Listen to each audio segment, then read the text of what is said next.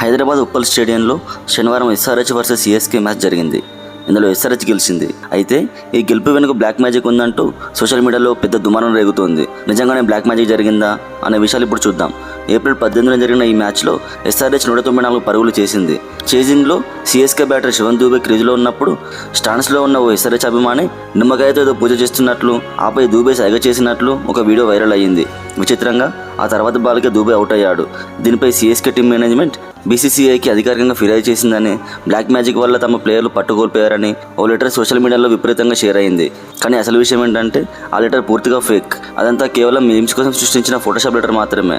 Cricket వంటి గేమ్స్లో ఇలాంటి మూఢనమ్మకాలకు తావుండవు. దూబే అవుట్ అవ్వడం కేవలం కోఇన్సిడెన్స్ మాత్రమే.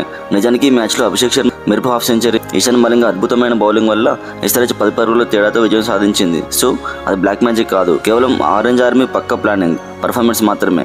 మీరేమనుకుంటున్నారు? ఇది కేవలం కోఇన్సిడెన్సా లేక నిజంగానే లక్ కలిసి వచ్చిందా? కామెంట్ చేయండి. మరిన్ని ఐపీఎల్ అప్డేట్స్ కోసం సబ్స్క్రైబ్ చేసుకోండి.